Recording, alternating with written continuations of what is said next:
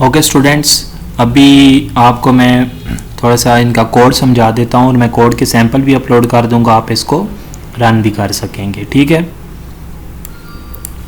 तो स्टैक की अगर हम बात करें तो जब स्टैक का कोड स्टार्ट होगा तो हम क्लास स्टैक की बनाएंगे और सबसे पहले उसके अंदर एक पॉइंटर इन टॉप का और उसके बाद हम उसके अंदर पब्लिक का। तो सबसे पहले जो हमने क्लास बनाई है स्टैक की, उसमें हमने एक एरे डिफाइन की जिसकी लेंथ हमने 10 रखी। दिस इज़ फॉर जिसके अंदर हमने स्टैक को इम्प्लीमेंट करना है। उसके बाद हमने स्टैक का कंस्ट्रक्टर बनाया। कंस्ट्रक्टर में हमने उसका जो पॉइंटर था वो -1 रखा। -1 denoted that stack is empty. ठीक है, क्योंकि हम 0 से इंडेक्स स्टार्ट करते हैं तो 0 जो हमारे पास है, there must be some element on point 0, तो -1 जो हमारे पास है वो हमारे पास स्टैक एम्प्टी शो कर रहा है। उसके बाद हमने फंक्शन वाइड पुश और उसके बाद pop and then is empty function declare कर दिए। Okay, scope resolution operator, push का जो फंक्शन है उसको हमने एक पैरामीटर पास किया। वो पैरामीटर जो हमने इंसर्ट करवाना है तो वो सबसे पहले चेक करेगा कि जो टॉप की वैल्यू है वो हमारे पास 10 से लेस देन इक्वल है या नहीं। इट्स मीन कि वो सबसे पहले चेक कर रहा है कि हमारे पास स्टैक फुल तो नहीं है। अगर फुल है तो उसका हमारे पास जो टॉप होगा उसकी वैल्यू 10 की इक्वल हो जाएगी या उससे लेस हो जाएगी। ठीक है, तो जब अगर हो जाएगा तो वो बता देगा कि स्टैक ओवरफ्लो है, इट्स मीन कि स्टैक फुल हो चुका है। और अगर नहीं है तो वो हमारे पास क्या करेगा, टॉप को प्लस प्लस कर देगा। टॉप हमारे पास क्या था, टॉप -1 था, अब टॉप प्लस प्लस होके 0 हो जाएगा। ठीक है, टॉप की वैल्यू 0 हो जाएगी और टॉप के प्लस प्लस के उस इंडेक्स के ऊपर यानी कि ए ऑफ आई के उस इंडेक्स के ऊपर वैल्यू x को प्लेस कर देगा और एलिमेंट इंसर्ट हो गया, इसका मैसेज प्रिंट हो जाएगा। और जब हम पॉप का फंक्शन कॉल करेंगे तो पॉप क्या करेगा, पॉप सबसे पहले चेक करेगा टॉप लेस देन 0 तो नहीं है। अगर टॉप लेस देन 0 है यानी कि टॉप -1 की इक्वल है, इसका मतलब है कि हमारे पास जो स्टैक है वो एम्प्टी है। और अगर एम्प्टी है तो हम उसमें से पॉप का ऑपरेशन परफॉर्म नहीं कर सकते। अगर वो एम्प्टी है तो वो प्रिंट कर देगा कि स्टैक अंडरफ्लो। ये उन्हीं एल्गोरिथम्स को यहाँ पे रिपीट किया जा रहा है जो हमने स्लाइड्स में पढ़े थे। और अगर हमारे पास एम्प्टी नहीं है तो हम क्या करेंगे, वो जो एलिमेंट है उस एलिमेंट को हम क्या करेंगे, प्रिंट कर देंगे और साथ ही टॉप को डिक्रीमेंट कर देंगे। टॉप अगर 10 था तो 9 हो जाएगा, 9 है तो 8 हो जाएगा। तो जो हमारे पास एलिमेंट था वो वहाँ से रिटर्न हो जाएगा जिसको हम प्रिंट कर देंगे। स्टैक की केस में हम एलिमेंट को डिलीट नहीं करते, हम पॉइंटर को डिक्रीमेंट कर देते हैं। तो वो जो वैल्यू है वो ऑटोमेटिकली गार्बेज वैल्यू में चली जाती है जिसको कंसिडर किया जाता है कि वो डिलीट हो गया। जब पॉइंटर दोबारा अपडेट होता है तो उस वैल्यू के ऊपर नई वैल्यू रिप्लेस हो जाती है।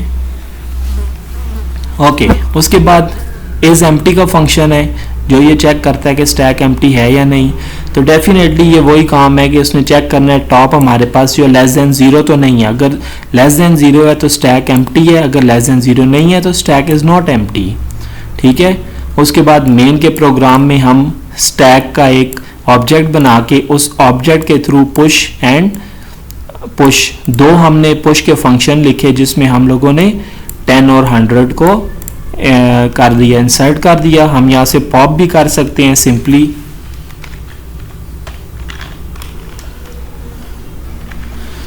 हम 10 को यहाँ से पॉप कर सकते हैं सेम एज इट इज़। हम 100 को भी पॉप कर सकते हैं तो ऑटोमेटिकली ये पुश एंड पॉप ऑपरेशन हो जाएंगे। ठीक है, तो ये कोड मैं आपको अपलोड कर दूंगा, तो काइंडली आपने इनको लाजमी रन भी करना है। उसके बाद हम देख लेते हैं क्यू का कोड कि क्यू में क्या हो रहा है। देखें, क्यू के अंदर हमारे पास सबसे पहले हमने एक क्यू क्लास बनाई जिसके अंदर हमने एक एरे बनाई जिसका हमने फिक्स साइज 10 रख दिया। ठीक है, ये ऑप्शनल है, आप इसको यहाँ भी लिख सकते हैं। दो हमारे पास पॉइंटर इंटीजर बने, एक रेयर और एक फ्रंट। फ्रंट से रिमूवल होगा और रेयर से हम इंसर्शन करेंगे। ठीक है जी, कंस्ट्रक्टर बनाया जिसके अंदर हम रेयर और फ्रंट दोनों को -1 की इक्वल कर दिया। इट्स मीन कि हमारे पास इंसर्शन और रिमूवल के दोनों पॉइंटर जो हैं वो फिलहाल 0 पोजीशन पे, -1 पोजीशन पे, यानी कि there is no element exist in our queue. तो हमारे पास फंक्शंस बनाए, एक इन क्यू का, एक डी क्यू का और एक डिस्प्ले का।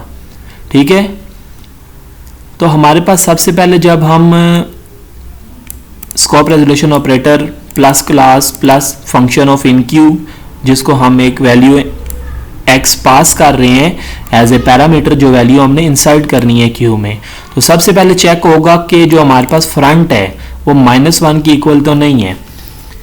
अगर वो -1 की इक्वल है, इट्स मीन कि जहाँ से वैल्यू डिलीट होनी थी वो -1 की इक्वल था, तो हमने उसको प्लस प्लस कर दिया। और उसके बाद हमने चेक किया कि रेयर जो है वो साइज -1 तो नहीं है। अगर रेयर जो है, रेयर वो एलिमेंट एरिया जहाँ से वैल्यू इंसर्ट होनी है, अगर वो एरे के साइज -1 यानी कि 0 ऑफ 9 की इक्वल हो जाएगा, तो इट्स मीन कि हमारे पास क्यू जो है वो पूरा फुल हो चुका है। ठीक है, तो उस केस में वैल्यू इंसर्ट नहीं हो जाएगी। अगर ये दोनों केस फॉल्स हैं तो हम क्या करेंगे, रेयर को प्लस प्लस करके वैल्यू को उस इंडेक्स पे इंसर्ट कर देंगे। ये हमारे पास एरे है और ये उसका इंडेक्स है जो हम रेयर को इंक्रीमेंट कर रहे हैं, जो रेयर हमारे पास अब 0 इंडेक्स पे आ जाएगा। तो इस केस में हम वैल्यू इंसर्ट कर रहे हैं। और जब हम डिलीट कर रहे होते हैं तो डिलीटिंग के केस में हम डायरेक्टली क्या करते हैं, फ्रंट को प्लस प्लस कर देते हैं। फ्रंट हमारे पास वो है जहां से हमारी वैल्यू डिलीट होनी थी, तो फ्रंट जब अगले एलिमेंट पे चला जाएगा तो प्रीवियस एलिमेंट जो है वो गार्बेज में चला जाएगा, यानी कि वो डिलीट हो जाएगा। उसके बाद डिस्प्ले का एक फंक्शन इसमें यूज किया गया है जिसमें हमने लूप लगा के एरे को प्रिंट कर दिया। ठीक है, दिस इज ऑप्शनल केस जो हमने वैसे ही बीच में यूज किया हुआ है। मेन में अगर आप आके देखें तो हमने 10, 100, 1000, 101, 102 डिफरेंट एलिमेंट्स को हमने इन क्यू किया हुआ है using Q with object of Q. ठीक है, और डी क्यू भी इनको किया हुआ है कुछ एलिमेंट्स को। अच्छा, एक चीज़ मैंने प्रीवियस प्रोग्राम में भी बताना याद नहीं रहा, वो चीज़ आप ज़रा नोट कर लें कि हम जब डी क्यू करते हैं तो हम उसको कोई भी वैल्यू पैरामीटर पास नहीं करते, क्योंकि डी क्यू जो है वो हमेशा ही स्टैक में से उसी पोजीशन को डी क्यू करेगा जो कि स्टैक के लिए स्पेसिफाई है, यानी कि स्टैक में सबसे लास्ट एलिमेंट ही डी क्यू होगा या पॉप होगा, तो लास्ट एलिमेंट ही पॉप ऑटोमेटिकली पॉप कर देगा, इसलिए इसको कोई पैरामीटर देने की ज़रूरत नहीं होती। सेम एज इट इज़ यहाँ पे हमने इन क्यू में तो वैल्यूज़ इंसर्ट की हैं, जब हम डी क्यू में आएंगे तो डी क्यू में हम कोई भी वैल्यू इनको पास नहीं करेंगे, क्योंकि ये ऑटोमेटिकली उसके फर्स्ट इंसर्टेड एलिमेंट को ही डिलीट करेगा जो कि 10 है, और उसके बाद 100 एंड देन 1000। ठीक है, तो ये हमारे पास दो कोड थे जो मैंने स्टैक और क्यूज़ के लिए लिखे। ये आप लोगों को मैं अपलोड भी कर दूंगा, आप लोगों ने इनको रन भी करना है और इनको समझना भी है, और इनको अपनी रिक्वायरमेंट्स के हिसाब से थोड़ा सा मॉडिफाई भी करना है ताकि आपको इजीली समझ आ जाए। Thank you.